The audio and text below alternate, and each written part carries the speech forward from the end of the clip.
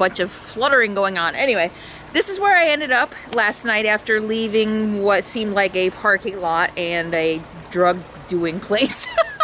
I ended up here. This is unofficially, freecampsites.net says this is unofficially called Rainbow Park. And if I'm in the right place, and I think I am, the GPS coordinates are usually pretty accurate, and I'm in Hazelton, British Columbia, and I'm excited about being here because there's a couple of what they call First Nation sites here. One is called Quezon, I think, K''S''A''N, and there's another totem pole site. So I'm gonna go visit those today. I'm pretty excited about looking into some of the history of British Columbia. Hazelton is one of the first settlements of northern British Columbia, settled in I think it was 1866. So this is a pretty old place, population 300, and Wikipedia says the newer, more populated place up the road, New Hazelton, is a bigger city, 600 population. Oh my gosh, you know, for being like, there was just so much more activity and people out here than I expected to be. This was a very, very noisy place to be last night. In addition to the train, this seems to be a popular spot for big, noisy, like extra noisy trucks. I'm not really sure. Last night, I almost left. I had just started dozing off and a big truck parked right there, and it sounded like the loudest, most tinniest generator. I don't know what it was. It was so loud. And I was like, shoot, I don't know if I'm gonna be able to sleep. In addition, it's not getting fully dark until like close to 11 o'clock. So I finally blocked off all my windows last night with blankets and the windshield things, and that helped darken it up, and I took a melatonin, so that helped. But then all the noise, I think there might be like a truck stop right over there, so I did keep hearing truck noises all night, and then the trucks that would come here. And just a few minutes ago, another truck came and parked right here. I saw the guy come around. I was working and look in the window, and he ended up knocking on the door eventually, and he said they usually pump water out of here, and so he asked me how much longer I was going to be here, and so I need to scoot so that he can get in here. So yeah, this is where, let's do this. Let me show you around. Just to pull off, this road just goes to the railroad tracks, really, and then goes along the railroad tracks. One thing I've noticed, if you're driving through British Columbia and you don't mind trains, or you've got good earplugs, there's tons of great parking everywhere. There are roads, and it's like, oh, that looks really good, and then you see it's right next to a train track, and that doesn't work for me. I don't know, I guess if I'm sleeping already, maybe I don't hear it, but I can't go to sleep with a lot of noise around me. And earplugs don't work for me. I mean, even the good ones, the squishy kind that you put in your ears, the industrial ones, you hear how noisy it is here? But it is pretty. There's a little bridge right here. See the little bridge going over a pretty little creek. But I'm gonna hit the road, go do a little, I'm gonna go do a little sightseeing first. It's later. I actually did sleep pretty well. I didn't get up until after 8 this morning. Yesterday I was up at 5:30 because it was so bright already, but with my windows blocked off, I was able to sleep better. So yeah, just adapting to the longer days. It's kind of cool. Right now, I looked, so the sunset here was 9:30 last night. The sunset in Whitehorse, Alaska was 10:30. And again, it's not even the longest day of the year yet. That's June 21st. Okay, well, let's go do some sightseeing. What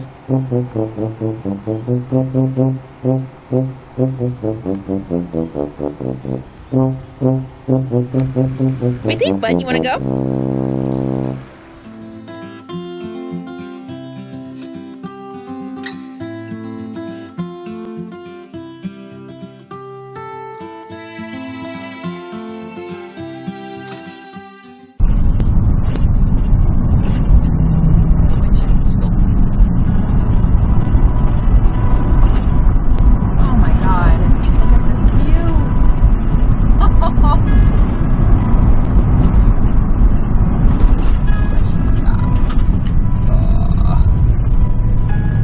Over there last night. Look at that. Oh my god, and this view. Oh shit. Oh my god, this is awesome. Holy shit.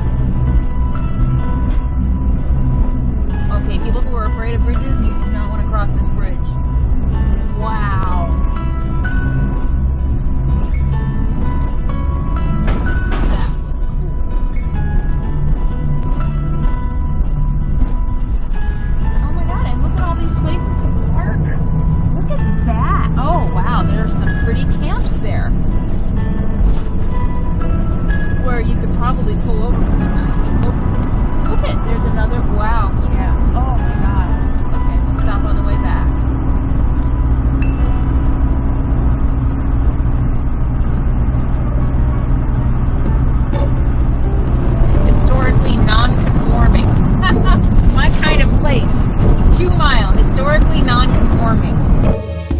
think you just missed 2 Mile. It's made up of a service station and a couple of houses.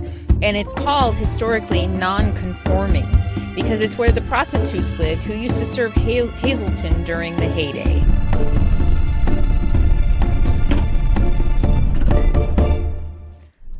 Alright, I think I'm going to pull in here and get the windshield cleaned off for you guys. Seems like no matter how many times I clean it, I get bug guts.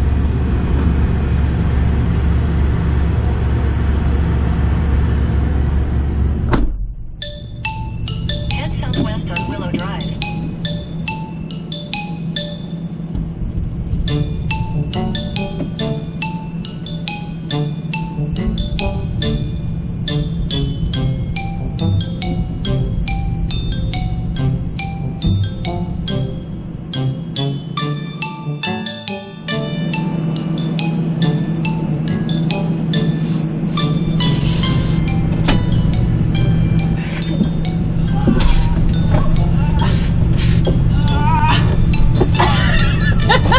That was fun. Not so much. Well, that was exciting. You missed all the fun. I got locked out. Had to borrow a couple crates from them to crawl in the window. And then they were laughing at me. The guys in here were laughing at me. Said they were going to add me to their criminal list. That was pretty funny. Then we had a nice conversation about, they brought it up. The psycho running our country, they said. Their words, not mine. But check out this. Okay. That right there is called Chenogan Mountain. I think that's what she said. Chenogan. And that means that's their high chief. She said if you look at the map, it's got a different name. I can't remember an English name, but I can't remember what it was. So I think it was Chenogan. Is that beautiful peak right there. And we're having unseasonably warm weather, she said. But she's loving it. She said they had a long winter with a lot of snow. She said at one point it was like 4 feet. And I cleaned the windshield, yay!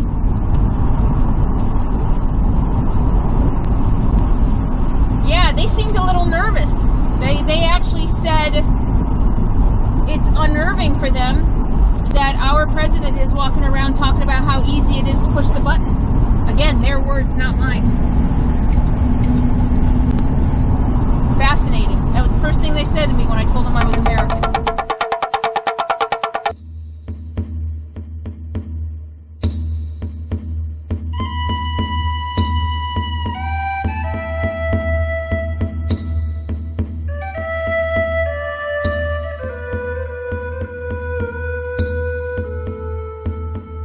Okay, I'm here at the Quezon, K''SAN historical site, a First Nation site in Hazelton, British Columbia, and I'm really excited about being here. You know my love of history and especially Native history, so I'm excited about exploring some of Canada's history. I don't know a lot about Canada, and I don't know a lot about especially Canadian history, and I look forward to learning and sharing what I find with you.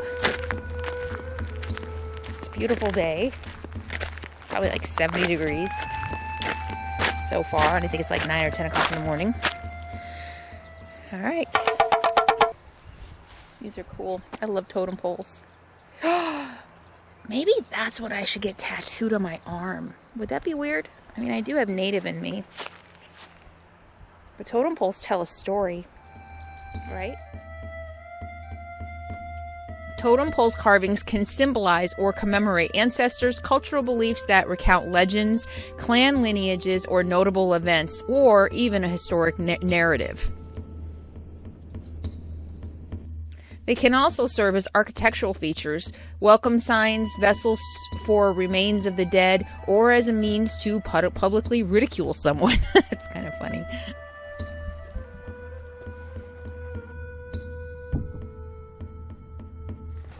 Okay, so I decided to do the guided tour. I don't do guided tours enough, actually, even in my European travels and everything. In retrospect, I look back and I'm like, geez, you know, I should have gotten a guided tour. I'd probably learn a lot more and than just trying to go around and figure stuff out for myself and remember what I've read, and you know how I am about remembering facts. So I paid $15 Canadian for a guided tour, and Jeanette is going to be giving me the tour, and I'm really excited. She said it might just be me or a couple other people. I'm not allowed to film, she said, inside the buildings, but she said photographs are allowed outside. I don't know how much of her she's going to let me film. Of course, I want to be as respectful as possible about my camera. I always try to be respectful. That's why I'm still kind of shy about it sometimes. But I have flip-flops on, and looks like there might be a good amount of walking. I'm going to put my sneakers on and be back in a few minutes to start the tour. I'm excited.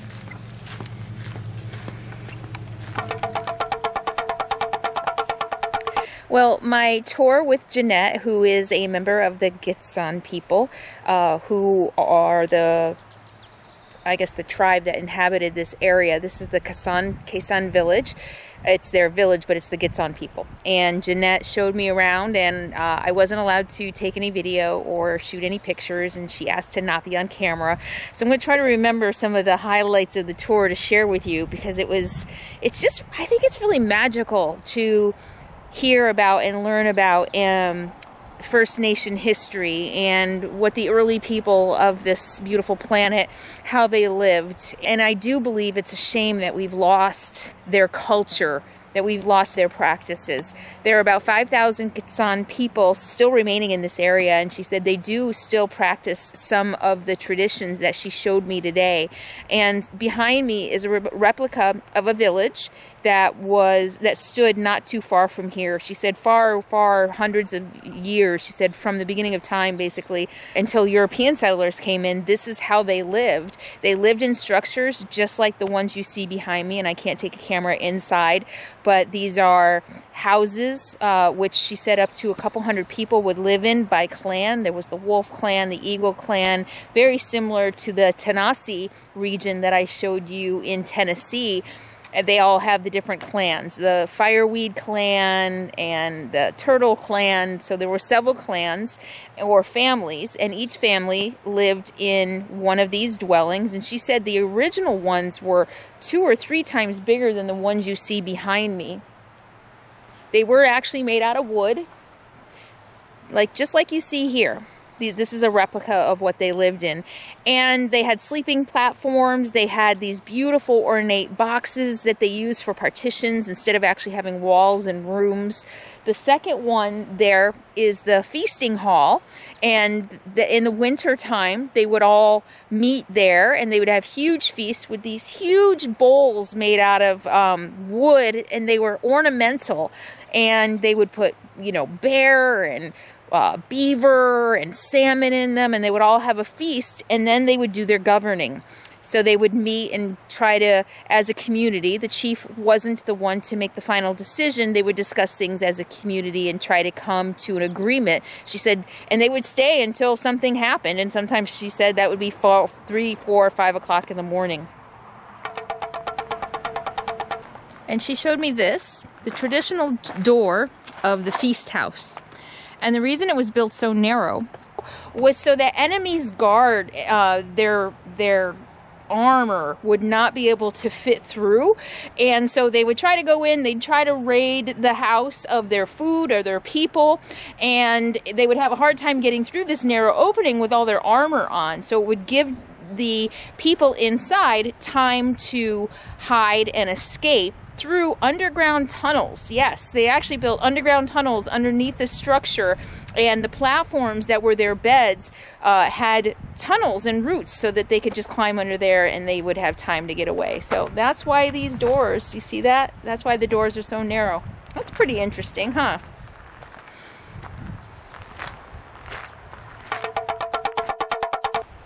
Another interesting fact is that the Gitsan people were matrilineal, which means that they trace their descent through the female line and not through the male line like most Western cultures do.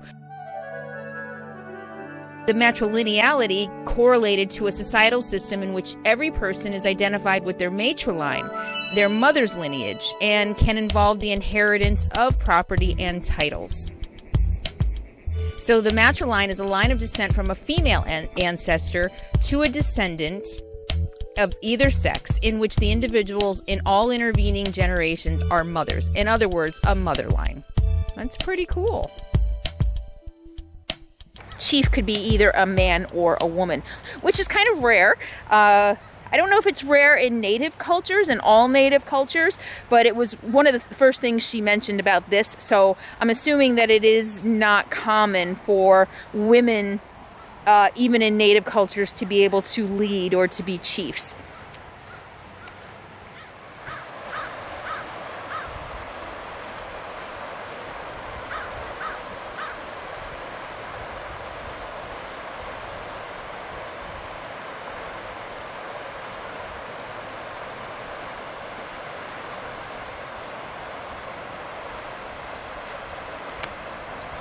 So that was pretty interesting.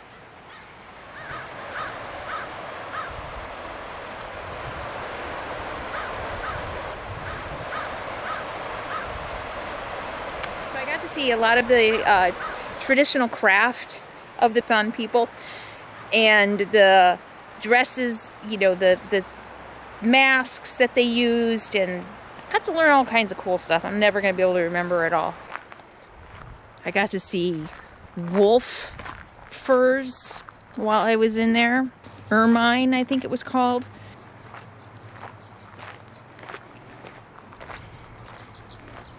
But if you're ever here in the area, in Hazelton, British Columbia, I highly recommend coming here and visiting this if you love Native history